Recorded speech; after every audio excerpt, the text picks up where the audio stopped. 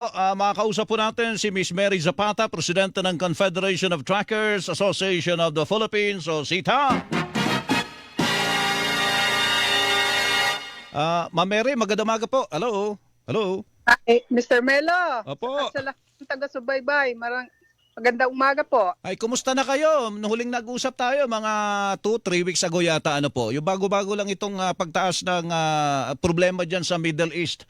And sabi nyo sa akin noon, nung tayo nag-usap, nagpaplano kayong magdagdag by as much as 30% ng delivery rate sa inyong mga kliyente. Natuloy ba yon, Miss Mary?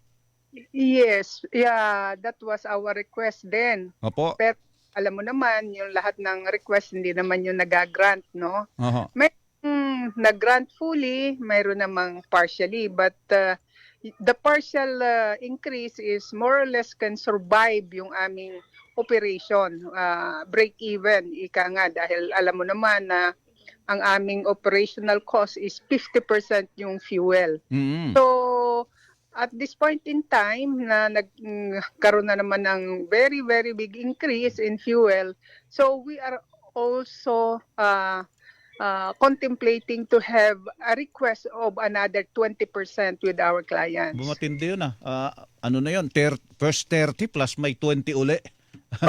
Ay kasi diba, ano ba ang base rate natin bago nagkaroon ng increases na ganito? Mm-mm. It was 60 plus, di ba? Mm-mm. Ay yun, 124. So, doble na yun. Doble na ang naging presyo, di ba? From 60 to 124, di 100% increase na yan. So, well, ang maganda lang dito kasi it is nationwide broadcasted at saka worldwide. Mm-mm. So yung mga kliyente namin, medyo madali naman kaming ma-reconsider yung aming mga request. Okay. So pumayag sila. Pero hindi lahat pumayag. Hindi lahat pumayag at hindi din yung requested increase namin nabigay fully. Oo. Humihingi rin sila ng kaunting discount dahil sinasabi nga nila na Mm-mm. yung importations, tumaas ang dollar, everybody has to survive, magtulungan muna tayo at this time of crisis. So, kailangan magkaintindihan kami. Opo. So linawin lang natin sa mga nanonood at saka mga nakikinig sa atin. Di kayo katulad ng mga nasa jeepney at saka mga bus na regulated yung mga rate na yun, yung mga singil na yan. Kayo hindi po Ma'am Mary? Yes, Mr. Mel, hindi kami regulated kasi sinasabi ng gobyerno natin na we are in commercial status ng pagbabiyahe. Ayun, okay pala. So ganito, so magtataas uli kayo ng 20% pa maliban sa 30% na naitaas nyo 2 weeks ago. Tama po, Ma'am Mary? Yes, that is our intention and our direction. But of course, it will be dependent on the reaction to our request. No? Merong grupo, kasama nyo rin ba ito sa grupo? Alliance of Concerned Truck Owners and Organizations, sina Rina Papa. Mukhang nag-iisip din daw sila kung talagang hindi papayag yung mga kliyente, baka magbuwas daw sila ng biyahe. Yung grupo nyo ba, yung sa sitap nyo ba, ano bang naiisip nyo tungkol dyan? Yung kasing mga ganyang action, dependent yan sa kung paano tinatanggap ng operator. Siyempre, kung hindi naman workable talaga at talagang nalulugi, siguro talagang mangyayari yung ganon. Pero as much as possible, gusto naming masustain ang operation on a regular basis kasi alam natin ang aming kargamentong hinihila ay napaka-importante para sa economy. Pag hindi namin yan na-transport from the port to the destination ng warehouses or factory, well, malaking problema yon. Kaya malaking pakiusapan ito ngayon sa mga importer at sa aming mga kliyente na kahit man lang mag-compute naman sila din. Alam din naman nila yan, lalo na yung mga multinational, may mga magagaling na actuarian yung mga yan eh. So, yung ganun sitwasyon, siguro last recourse na yon. At yun naman ay prerogative ng lahat ng operator at saka ng mga associations.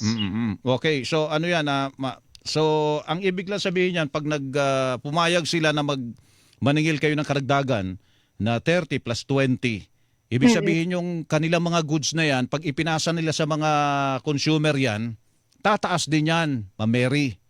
Definitely, that would be the effect. Oo. Oo. So, doon lang naman nila babawiin yan eh. Okay.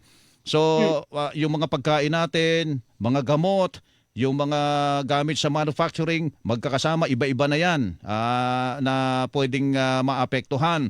Meron ba di ba sabi nyo wala naman kayong subsidy tinatanggap sa gobyerno? Kinukonsider nyo ba na seryosohin yung paghingi ng subsidy sa gobyerno natin tungkol dito sa patuloy na pagtaas ng presyo ng produktong petrolyo, Ma'am Mary? Sadly, nalulungkot din kami na hindi kami kasali doon. But then, ang aming assessment sa grupo namin at sa grupo ng mga transport sector, mas nangangailangan kasi yung mga driver ng jeepney, tricycle, yung mga ganyan. Dahil kami kahit pa paano, we have some point of recovery by requesting our client to give the increase. Kaya okay na rin. Never kaming naka-experience in my 46 years of in this industry. Wala pa akong matandaan na kahit sa anong crisis mayroon tayo in the past na nagkaroon tayo ng subsidy from the government. Yung hanay ninyo. Kasi meron pa kayong pwedeng pagpasahan. At yun yung mga kliyente nyo. Yung mga kliyente nyo naman, Ma'am Mary, sinong pagpapasahan ng mga kliyente nyo? Kami, tayo lahat. Taas ang kamay, lahat nagsipagtaasan. Diyos ko.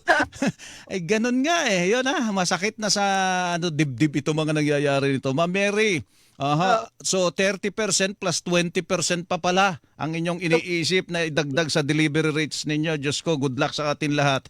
Salamat. Good morning.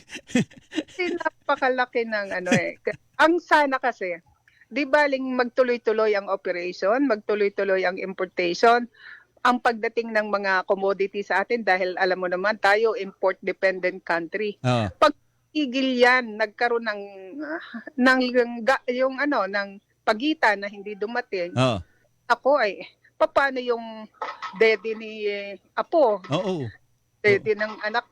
Basta, tapos pagkain yan kasi lahat ng pagkain natin, almost all imported. Oo. Tapos yung gamot natin, yung ingredients ng gamot, ganun din.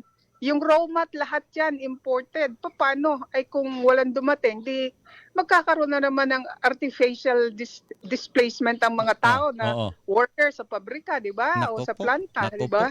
Pag tumigil ang logistics, gutom tayo, Ma'am Mary. Gutom. Tigil ang ekonomiya, tigil talaga.